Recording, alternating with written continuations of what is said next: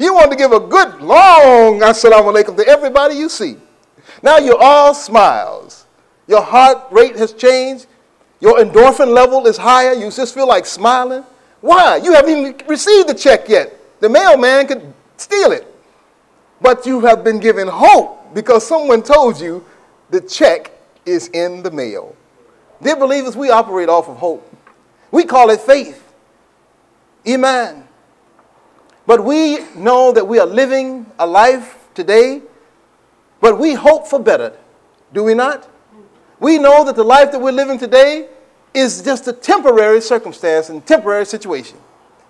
And when we open up the glorious Quran, the beautiful revelations, and we see the assurance from Allah subhanahu wa ta'ala that if we find ourselves categorically positioned among those whom He has favored, and that we recite the words that He has given to those who have been successful, then we know that we have great hope. And we can pick up this Quran and open it up at any point in time under the most dire circumstances, and it's like a word will come out just for us. And it gives us what? Hope. Circumstances may not have changed, but the possibility of that change changes everything. Changes everything. So praise be to Allah subhanahu wa ta'ala for blessing us, human beings, and particularly Muslims. I'm talking to Muslims today. Particularly Muslims. That we have been given the methodology. We have been given the language. We have been positioned in the universe or in the universal scheme of things to receive Allah's mercy in the manner in which He has prescribed for us to receive His mercy.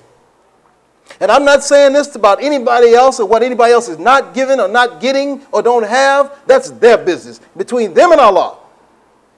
But what has Allah given us? And one of the great instruments of hope for us is Shahr Ramadan, the month of Ramadan. The month of Ramadan in which Allah has given to us as a means to know and to practice best conduct, to change our lives, to position ourselves for His favor and His mercy. And He makes promises. He makes promises for the believers.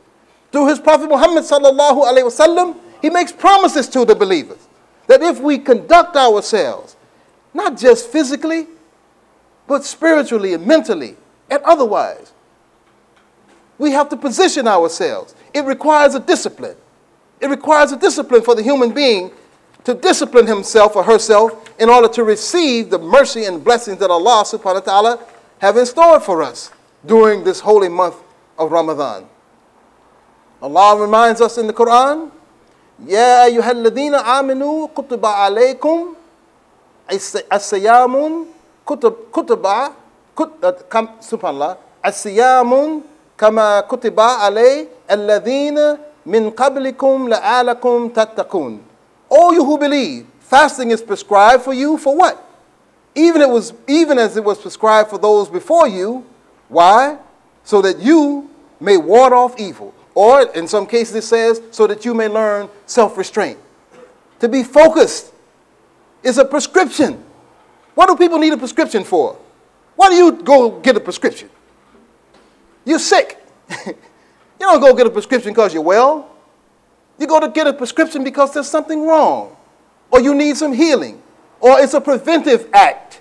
So fasting, dear believers, is a preventive act, because fasting causes us to focus more conscientiously on those areas or those dynamics in the experience of the human being that will give us the favor of Almighty Allah, the Creator and Sustainer of everything, and that favor gives us the hope of a better life here and a better life hereafter. Okay? Fasting, dear believers, as we all know, is an act of worship that trains the soul of the human being. It increases the human being's awareness of Allah. It strengthens the human being's willpower. It shows the human being how to control, the passion and the egotistical drives and desires. The egotistical drives and desires. It increases patience and the ability to abstain from what Allah subhanahu wa ta'ala has forbidden. Now the Amir read from the Riyadh al-Salihin a very good reading last night. And he spoke of controlling the egotistical drive. He didn't use that language, egotistical drive, but he said controlling your anger, if you will, not vexing people who are fasting, because you juxtapose yourself in a position where you become at war with Allah. When people are fasting, don't disturb them.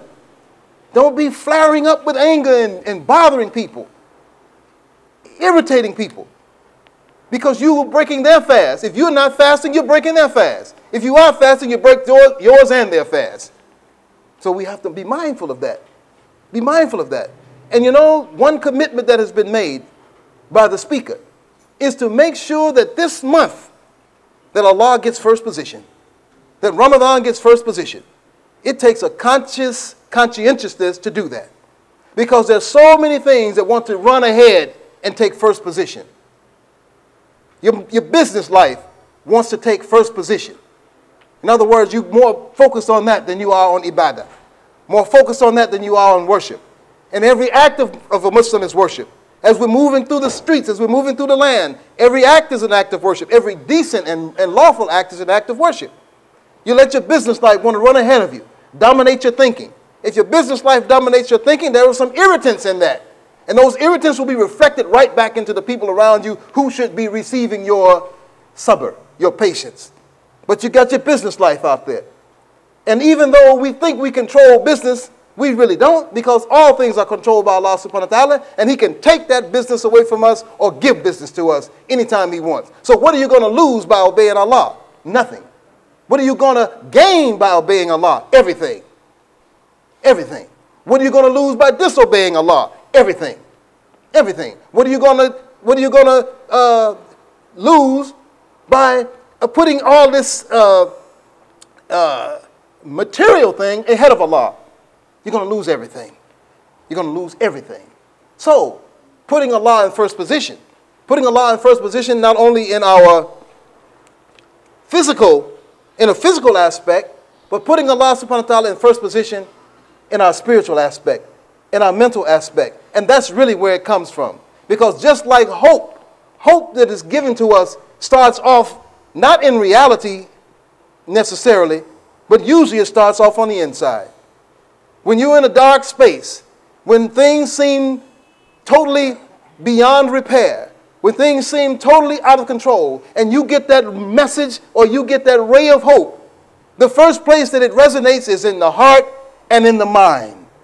Your heart becomes satisfied and your mind is at ease. You're no longer under distress and duress. And you feel a whole lot better, even though you have not physically touched anything.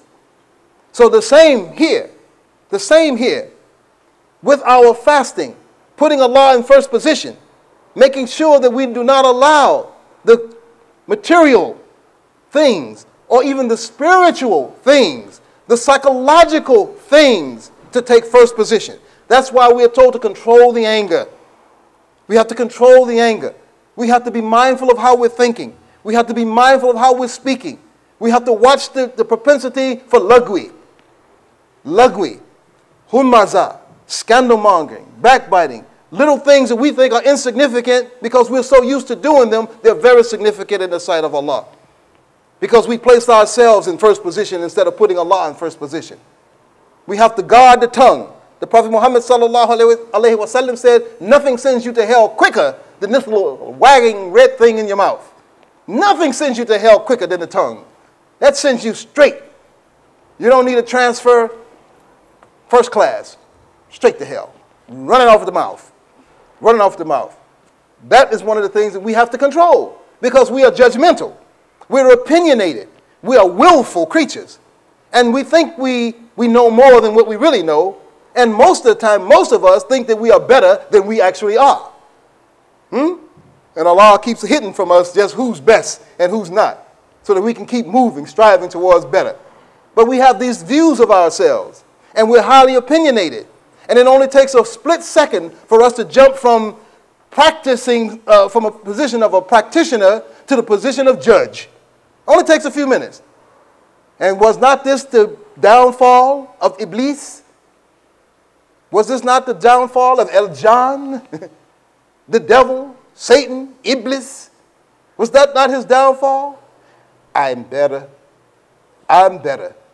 I'm better. So we have to watch that. Watch that.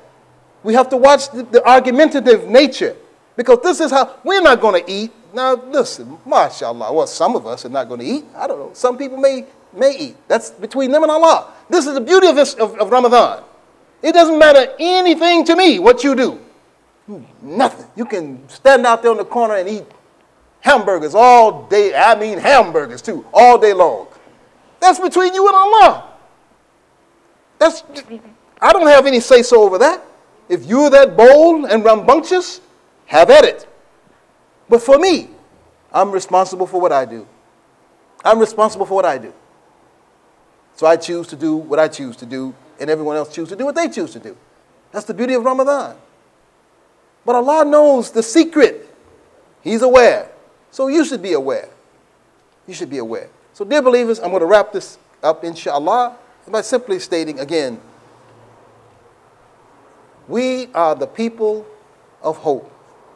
And dear believers, as Allah said to the Prophet Muhammad sallallahu alaihi wasallam, when he asked, when will come the help of Allah? Allah said to the Prophet sallallahu alaihi wasallam, verily the help of Allah is near. So I say to you and to myself, dear believers, I warn you, not warn you, but advise you and advise myself. That the help of Allah is near. That hope is what we have. If we will turn to Allah in sincerity, Allah promises that He will turn to us. Allah says He hears the call of every suppliant who calls upon Him. Everybody that calls, He hears. He is aware. He said, but let those with a will also hear my call. 50-50 proposition. You don't expect Allah to hear you and you ignore Him? That wouldn't be fair. And Allah is al-adl, the just. So it would be unjust for Him to hear you, respond to you, and then when His call, which has gone out, comes to us as Muslims, we ignore them. We ignore them. But yet we expect to get the same reward as though we are listening. It's unjust. And if we do get that reward, then there may be consequences that go along with it that we may not want. Now, I don't want to start, casting any kind of dispersion over anyone or anything, but I'm just saying to all of us, to me as well, have faith in the hope that Allah subhanahu wa ta'ala gives to us. Have trust in Allah subhanahu wa ta'ala. And no matter what your circumstances are, dear Muslims, believe that if you ask Allah to change your circumstances, believe that He will change your circumstances. But if you ask Allah to change your circumstances, and then you stand right back up and say, oh, you can't do that. You won't do that. Not these circumstances. Even these circumstances are too great for even Allah to change. Well, then Allah He hears your prayers. Remember, He hears your prayers. He hears what you say. So have faith. And don't let the circumstances of life overwhelm us. Don't let the circumstances of life defeat us. Don't let the circumstances that we see around us, whether they're individual circumstances, collective circumstances, national or international circumstances, know that Allah is aware of all things. And He has decreed all that will be. And every year, during the night of power, Laylatul Qadr, Allah reveals what that decree is. He doesn't decree your year on the night of power. He reveals the decree down on the protected slates to the angels on the night of power. And then the night of power, Laylatul Qadr, the entire year, from this Laylatul Qadr to the next Laylatul Qadr, is revealed to the angels. And that is what will take place as they go out and execute what will take place. So we are